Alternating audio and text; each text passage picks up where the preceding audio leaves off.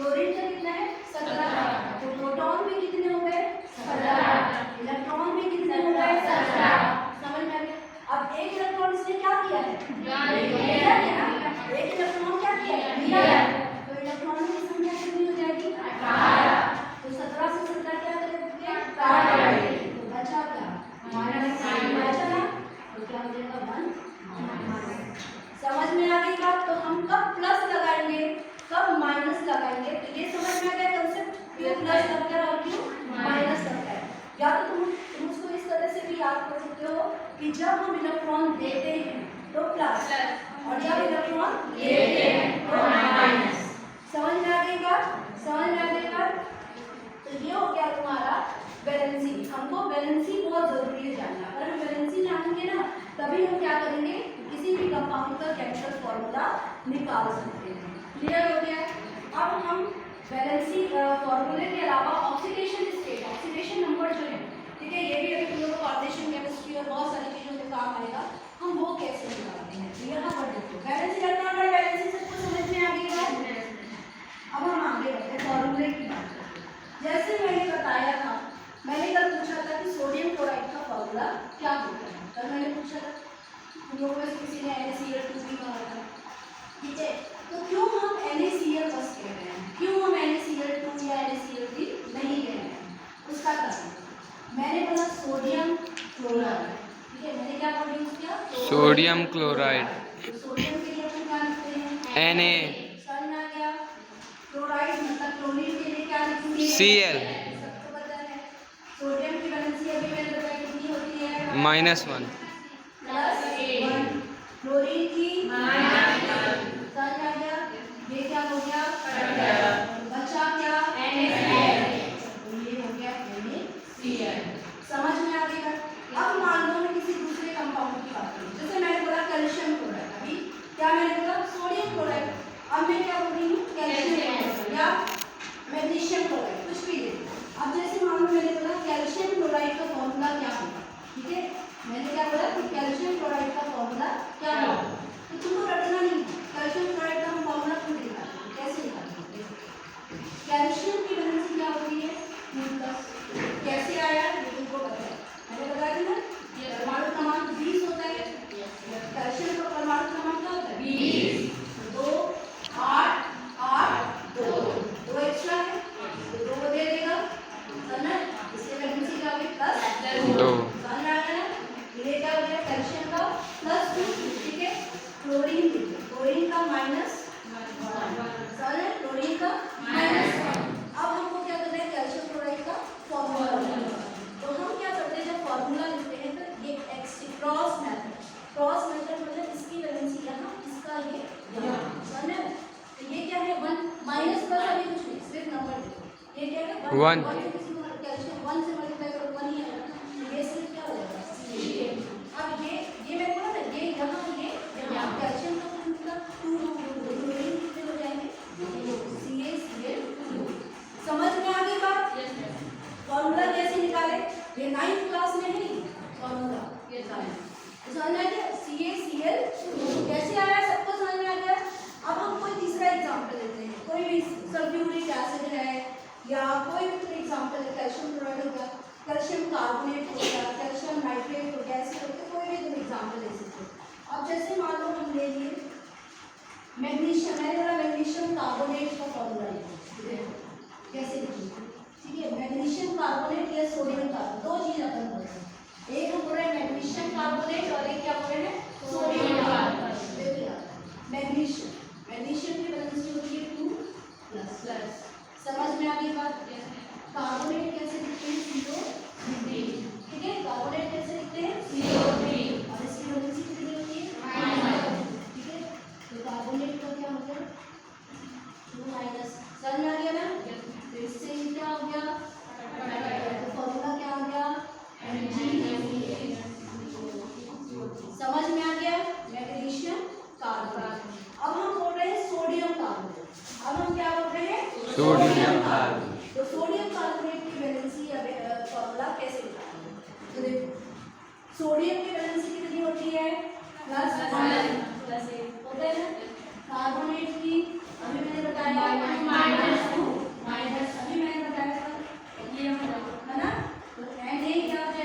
Na समझ में आ गया? तो इस तरीके से हम क्या कर सकते हैं, फॉर्मूला निकाल सकते हैं। ठीक है, तो ये बस है कि तुमको पता होना चाहिए कार्बोनेट को CO3 लिखते हैं, नाइट्रोजन को कैसे लिखते हैं, सल्फेट SO4। ठीक है, ये तुमको पता होना चाहिए। क्लोराइड है तो Cl लिखेंगे, सल्फेट है तो SO4 लिखेंगे। ठीक है, ये सब तुमको याद करना है और उसकी वैलेंसी। ठीक है, तो उसके बाद अगर वैलेंसी पता है तो हम ये क्रॉस मेथड से क्या कर सकते हैं, फॉर्मूले निकाल सकते हैं कि कब 2 आएगा, कब 3 आएगा, कब सिर्फ NaCl आएगा, तब ये हमको पता चल जाता है यदि हमको क्या पता है, संयोजकता या वैलेंसी। क्रॉस मेथड से फॉर्मूले निकाल सकते हैं। किसी को कोई डाउट यहाँ पर?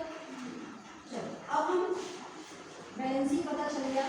अब हम थोड़ा और जनरल टॉपिक होता है बॉन्डिंग। ये 10th में भी है, 11th में भी है और 12th में भी। ठीक है, बॉन्डिंग, केमिकल बॉन्डिंग। ठीक है, क्या बोलते हैं, केमिकल बॉन्डिंग। ठीक है, ये भी वैलेंसी से रिलेटेड है। ठीक है, केमिकल बॉन्डिंग, रासायनिक बंध। केमिकल बॉन्डिंग को हिंदी में क्या बोलते हैं, रासायनिक बंध। रासायनिक बंध। ठीक है, जिसमें तुम लोग केमिकल बॉन्डिंग, रासायनिक बंध। ठीक है, अब यहाँ पर बंध बनता है। ठीक है, बंध जब बनता है ना कोई भी चीज, ठीक है, दो कभी भी दो या दो से ज्यादा चीजें जब बनती हैं तो वो आपस में क्या करेंगी, बंध बनाएंगी। ठीक है, तो बंध भी जब बनता है कोई चीज तो वही तुम्हें बताया तो कोई चीज स्थायी होने के लिए बनती है। तो जब बंध बनती है तो दो चीजें जो उनकी जिनकी जो क्वालिटी होती है, दो अलग अलग चीजें जिनकी जो क्वालिटी होती है वो खत्म होकर एक नया चीज बनाती है और उसकी एकदम नई क्वालिटी। ठीक है, जैसे अभी मैंने बताया था सोडियम क्लोराइड। ठीक है, अब बंध जो होते हैं तीन तरह के। ठीक है, सबसे पहले आता है इलेक्ट्रोवैलेंट बॉन्डिंग। ठीक है, इलेक्ट्रोवैलेंट बॉन्डिंग, इसको हम बोलते हैं आयनिक बंध। हिंदी में लिख लो, आयनिक बंध। लिख आयनिक बंध, आयनिक बंध, आयनिक बॉन्ड। ठीक है, पहला हो गया इलेक्ट्रोवैलेंट और आयनिक बॉन्ड। ठीक है, आयनिक बॉन्ड हिंदी में बोलते हैं आयनिक बंध। ठीक है, हिंदी में क्या बोलते हैं, आयनिक बंध। समझ में आ गया? पहला बंध कौन सा हो गया, आयनिक बंध। ठीक है, दूसरा है कोवलेंट, कोवलेंट बॉन्ड। ठीक है, कोवलेंट बॉन्ड को बोलते हैं संयोजी बंध। ठीक है, क्या बोलते हैं, संयोजी बंध। ठीक है, कोवलेंट बॉन्ड को क्या बोलेंगे, संयोजी। फिर क्या होता है, कोऑर्डिनेट बॉन्ड, सहसंयोजी बंध। ठीक है, कोऑर्डिनेट को क्या बोलेंगे, सहसंयोजी बंध। समझ में आ गया ना? सबसे पहला कौन सा बंध, आयनिक बंध, फिर संयोजी बंध, फिर सहसंयोजी बंध। समझ में आ गया? अब हम ये तीनों में अंतर देखेंगे और कैसे बनते हैं तीनों ये। सबसे मजबूत जो बंध होता है वो है आयनिक बंध। ठीक है, आयनिक बंध सबसे मजबूत होता है और ये कब बनता है, ट्रांसफर ऑफ इलेक्ट्रॉन्स, जब हम इलेक्ट्रॉन्स का आदान प्रदान करते हैं। ठीक है, तो इलेक्ट्रॉनों के, ये 10th में भी है, सब ध्यान से ये टॉपिक समझिए, 10वीं की साइंस में इलेक्ट्रॉन्स के आदान प्रदान से जो बंध बनता है उस बंध को हम क्या कहेंगे, आयनिक बंध। ठीक है, समझ आ गया? मतलब एक के पास ज्यादा रहेगा और एक के पास कम रहेगा, तो ज्यादा वाला क्या करेगा, कम को दे देगा। तो उस तरह से जो बंध बनते हैं उनको हम क्या बोलते हैं, आयनिक बंध। ठीक है, ट्रांसफर ऑफ इलेक्ट्रॉन्स, ऐसे बंध जो इलेक्ट्रॉन्स के ट्रांसफर से बनते हैं उनको हम आयनिक बॉन्ड या आयनिक बंध कहते हैं। जैसे उदाहरण मैंने बोला ये सबसे मजबूत बंध होते हैं। ठीक है, क्यों ऐसे मजबूत होते हैं, क्योंकि एक दो तत्व जिनके बीच में ये बंध होता है, एक बहुत ज्यादा इलेक्ट्रोपॉजिटिव तत्व होता है और एक बहुत ज्यादा इलेक्ट्रोनेगेटिव तत्व होता है, इसीलिए उनके बीच में क्या होगा, जबरदस्त बंध होते हैं। ठीक है, जैसे सोडियम क्लोराइड, Na जो है वो क्या प्लस था, इलेक्ट्रोपॉजिटिव था। ठीक है, सोडियम क्या है, इलेक्ट्रोपॉजिटिव, पॉजिटिव चार्ज लगा है ना, और क्लोरीन क्या है, ठीक है, अभी मैंने बोला कि सोडियम के पास एक क्या है, ज्यादा, क्लोरीन के पास एक क्या है, कम है। ये अपना इलेक्ट्रॉन क्या करेगा, इसको ले लेगा। समझ में आ गई बात? सोडियम के पास एक ज्यादा है, क्लोरीन के पास एक कम है, तो यहाँ पर क्या होगा, ट्रांसफर होगा इलेक्ट्रॉन का, कहाँ से कहाँ, सोडियम क्लोरीन की तरफ। ठीक है, सोडियम से क्लोरीन, मतलब क्या होगा, ट्रांसफर होगा इलेक्ट्रॉन का, इसीलिए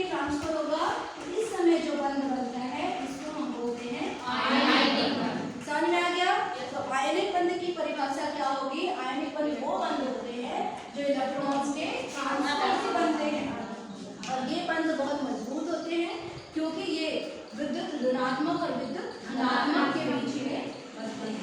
आ गई बात समझ में? जैसे एग्जाम्पल तुमसे कोई पूछेगा तो क्या बताओगे? NaCl। NaCl को क्या बोलते हैं? Sodium chloride. ठीक है, और NaCl का सामान्य नाम नमक। नमक। जो नमक हम पाते हैं वो क्या है? NaCl। ठीक है, तो यहाँ पर सोडियम जो है विद्युत धनात्मक है, क्लोरीन क्या है? विद्युत ऋणात्मक। तो सोडियम के पास एक इलेक्ट्रॉन एक्स्ट्रा था, क्लोरीन के पास एक इलेक्ट्रॉन कम था, तो सोडियम ने अपना एक इलेक्ट्रॉन क्लोरीन को दे दिया, और इसमें जो बंध बना है उसको हम आगे बात समझ में सबको? ठीक है, NaCl। दूसरा उदाहरण ले लो, MgCl2, ठीक है, CaCl2, ये सब किसके उदाहरण हैं? आयन। ठीक है, अब हम बात करते हैं कोवैलेंट। को शब्द को मतलब होता है, इंग्लिश में बोलते हैं म्यूचुअल। इन लोगों ने म्यूचुअल फंड सुना होगा? हाँ सुने हैं मैंने। म्यूचुअल मतलब होता है बराबर। ठीक है, बराबर का हिसाब किताब। बराबर का हिसाब किताब मतलब होता है, मान लो मैंने तुमको 10 रुपए दिए, तो मैं तुमसे क्या करूँगी? 10 ही रुपए दूंगी, ना एक ज्यादा ना एक कम। ठीक है, तो उसको हम बोलते हैं म्यूचुअल शेयर। म्यूचुअल शेयरिंग, बराबर का शेयरिंग क्या बोलते हैं? साझेदारी। ठीक है, बराबर की साझेदारी। ठीक है, म्यूचुअल शेयरिंग है। तो जो संयोजी बंध होते हैं उसमें क्या होते हैं? बराबर की साझेदारी होती है। इलेक्ट्रॉन्स के बीच में जो साझेदारी होती है वो बराबर की होती है। समझ गए? जैसे 10 मैंने तुमको दिए तो 10 ही हम तुमसे लेंगे।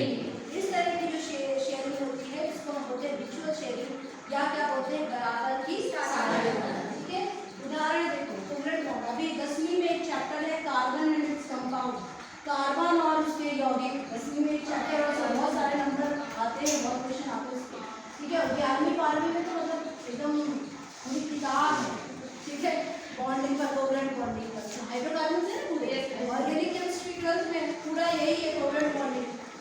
तो कोवैलेंट बॉन्डिंग जो मैंने बताया कि म्यूचुअल शेयरिंग, बराबर की साझेदारी, इससे जो बन जाते हैं उनको हम कोवैलेंट बॉन्डिंग या संयोजी बंध कहते हैं। ठीक है, तो जितने भी कार्बन के जो कंपाउंड्स होते हैं ज़्यादातर, ठीक है, उनको क्या होता है? संयोजी बंध। उदाहरण देखो, बहुत अच्छा उदाहरण हम देखते हैं। ऑक्सीजन का ये परमाणु कैसे लिखते हैं? O। ठीक है, एटम कैसे लिखेंगे? O। मॉलिक्यूल, अणु कैसे लिखते हैं? O लिखते हैं ना? O क्या है? एटम। O क्या है? एटम। और O2 क्या है? मॉलिक्यूल, परमाणु और अणु। ठीक है, परमाणु और अणु। अब इसमें देखो कैसे O2 में कोवैलेंट बंध पाया जाता है। ठीक है, अपन इसका देखते हैं कैसे इसमें कोवैलेंट बॉन्डिंग है। यहाँ देखो, समझना, दो उदाहरण ले रहे हैं। एक हाइड्रोकार्बन्स का, मीथेन का उदाहरण ले रहे हैं। मीथेन सुने हो ना? जी मैम। ठीक है, मीथेन 10वीं वाले में एकदम इनसे परिचित हो जाओ, ये पीछा नहीं छोड़ेगा। ठीक है, मीथेन, ठीक है, इसका फॉर्मूला क्या होता है? CH4। ठीक है, दूसरा उदाहरण मैंने लिया क्या? O2। अब देखो, ये एक ऑक्सीजन हो गया, ये दूसरा ऑक्सीजन। कितने ऑक्सीजन है? 2। एक ऑक्सीजन ये और एक ऑक्सीजन ये। ऑक्सीजन एटम का, ठीक है, परमाणु क्रमांक क्या होता है? 8। मतलब 2 और 6। समझ में आ गया? 8 को कैसे लिखोगे? 2 और 6। बैलेंस इलेक्ट्रॉन कितने हैं? बैलेंस इलेक्ट्रॉन बताइए ना, बाहर कक्ष में कितने इलेक्ट्रॉन? 6। जब भी मैं बोलूं बैलेंस इलेक्ट्रॉन तो बाहर कक्ष दिमाग में रहना चाहिए। कितने इलेक्ट्रॉन है? 6। 1 2 3 3 4 5 6। समझ में आ गया? ये एक ऑक्सीजन का हो गया। दूसरे ऑक्सीजन की भी कहानी वही होगी। इसके पास में कितने हैं? 6। 1 2 3 4 5 6। समझ में आ गई बात? सबको समझ में आते जा रहा है? ऑक्सीजन मॉलिक्यूल में कितने ऑक्सीजन हैं? 2 है ना? कितने ऑक्सीजन की परमाणु है? 2। तो तुमने 2 ऑक्सीजन लिखी है। अब एक ऑक्सीजन एटम का परमाणु क्रमांक क्या होता है? 8। तो इलेक्ट्रॉनिक विन्यास क्या होगा? 2 6। तो बैलेंस इलेक्ट्रॉन कितने हो गए? 6। तुमने 6 प्रदर्शित कर दिया। ठीक है, इसको दैट इज गॉड स्ट्रक्चर। दूसरे ऑक्सीजन को भी तुमने प्रदर्शित कर दिया। और जब भी तुम बॉन्डिंग कॉपी में, जैसे 10वीं में ये पेपर में आते हैं ठीक है। तो जब भी ये बॉन्डिंग शो करो तो अलग अलग रंग से करना। जैसे इस ऑक्सीजन को मैंने गोला से बनाया है, इसको ऐसे कोई भी मतलब अलग दिखना चाहिए, ठीक है। अब इसको अष्टक पूर्ण करने के लिए इस ऑक्सीजन को कितने रखना? दो। और इस ऑक्सीजन को दो। क्यों ना हम साझेदारी करें बराबर की साझेदारी में बेटा हमसे दो लिए दो लेंगे, समझ में ना? क्योंकि इसको भी दो की जरूरत है और इसको भी दो की जरूरत है, तो क्यों ना हम इससे दो क्या करें, ले। अब एक गोले के अंदर देखो 8 हो गए ना, 6 इसके और 2 इसके। हो गए। एक गोले के अंदर मतलब इस ऑक्सीजन का काम क्या हो गया। अब इसका तो काम हो गया, लेकिन मैंने बोला था बराबर की साझेदारी। अब इसने इस ऑक्सीजन से दो लिया है तो ये भी दो क्या करेगा, देगा। इसके भी 8 हो गए। गोला के अंदर देखना 8 होना चाहिए, ठीक है। 8 हो गए।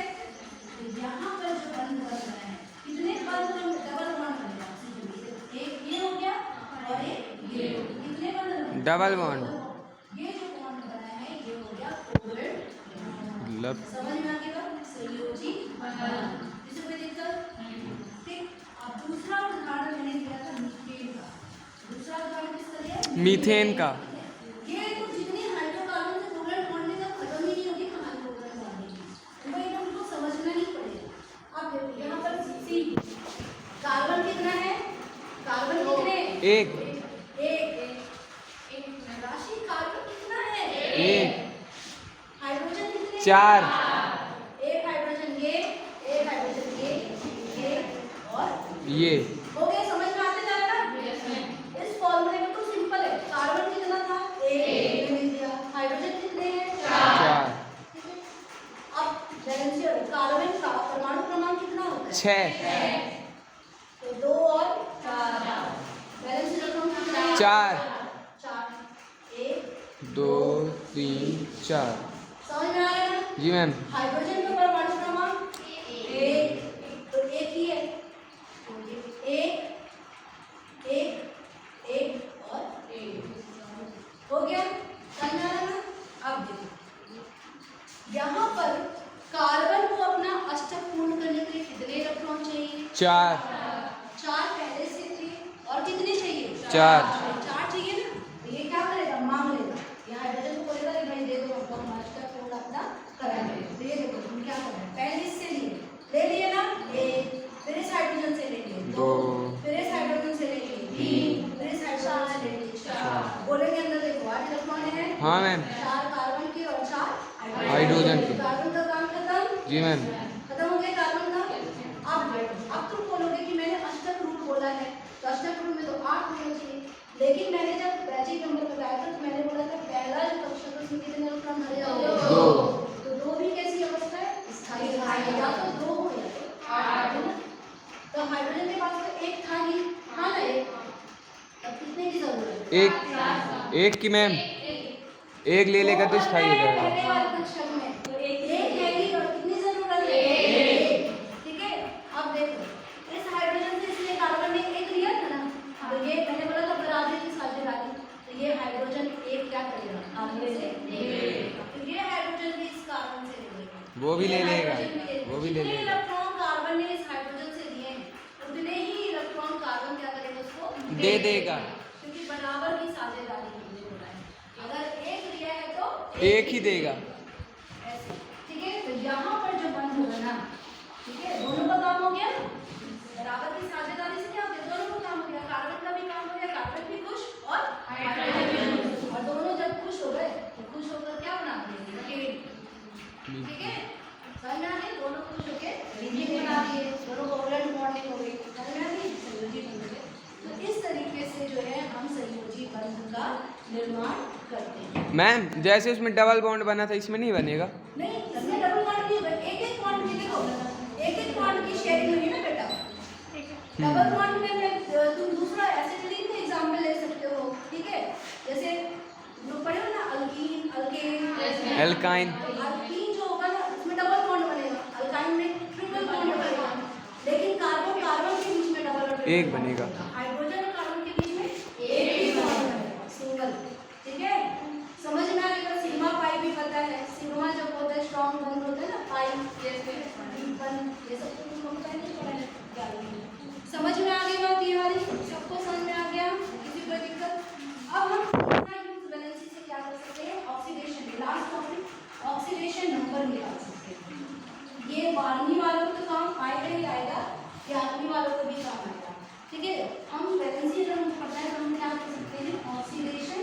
नंबर, ऑक्सीडेशन नंबर को हिंदी में क्या बोलेंगे? ऑक्सीकरण संख्या। ऑक्सीकरण संख्या। ठीक है, निकाल सकते हैं, ऑक्सीडेशन नंबर निकाल सकते हैं। ठीक है, कैसे? जैसे कि मान लो हमने कुछ बोला कि है मैग्नीज, ठीक है, अब इसमें हमने बोला कि तुमको मैग्नीज का ऑक्सीडेशन नंबर निकालना है। ठीक है, मैग्नीज का ऑक्सीडेशन नंबर निकालना, ऑक्सीकरण संख्या निकालना। तो हमको जिसका निकालना है उसका मान क्या रखोगे? x। सोडियम की वैलेंसी कितनी होती है? +, ऑक्सीजन की होती है -2, क्योंकि 6 होते हैं ना बैलेंस में, अभी देखो तो कितने इलेक्ट्रॉन की जरूरत है? 2। इसीलिए ऑक्सीजन की वैलेंसी क्या हो गई? -। ठीक है, तो यहाँ पर 4 - 2 समझ में आ गया? ठीक, अब +1 + x - 8 = 0। ठीक है, तो -8 अपना कितना हो जाएगा? -7 x x = 7। मैग्नीज का ऑक्सीकरण संख्या क्या हो जाएगा? 7 ऐसे निकलते हैं। समझ में आ गया कैसे निकाले? दूसरा उदाहरण ले लो, KbCr2। ठीक है, पोटेशियम डाइऑक्साइड KbCr2O7। अब इसमें किसका निकालने हैं? क्रोमियम का। ठीक है, क्योंकि इनका हमको पता है क्रोमियम को निकालना है, ट्रांजिशन एलिमेंट स्ट्रेन इनके सेंटीमीटर में निकालना है। अभी मैंने बताया पोटेशियम की वैल्यू कितनी होती है? +1। अब कितने पोटेशियम है? 2। तो 2 × जैन मैम क्रोमियम का हमको क्या करना है? निकालना है। कितने क्रोमियम है? 2। तो क्या हो जाएगा? 2x। ठीक है, प्लस, ठीक है, ऑक्सीजन की कितनी होती है? -2। अभी बताइए ना। हाँ मैम -2 × 7 कितने हैं? 7। समझ में आ गया क्या करना है? ठीक है, तो ये क्या हो जाएगा? 2 + 2x - 7 2 जा 14। समझ में आ गया क्या करें? ठीक है, अब इसको माइनस कर दोगे मैम 12 2x - 12 6। 0। समझ में आ गया ना? जी मैम। फिर क्या होगा? मैम 2s = +12 तो 6 आ जाएगा। 12 x = 12/।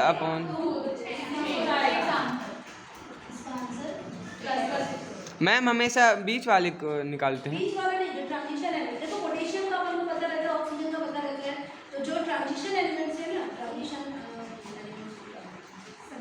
संक्रमण धातु, ठीक है, उनका हमको निकालना होता है। सेंट्रल, ये जो बीच में, जरूरी नहीं कि बीच में हो, कहीं भी हो सकते हैं ट्रांजिशन एलिमेंट्स का ऑक्सीडेशन। आगे बात समझ में? किसी को कोई यहाँ तक के टॉपिक पे कोई डाउट? संयोजकता, ठीक है, संयोजक इलेक्ट्रॉन, ठीक है, बॉन्डिंग आज अपन ने पढ़ी। ठीक है, और क्या पढ़ा? ठीक है, ऑक्सीकरण संख्या कैसे निकालना।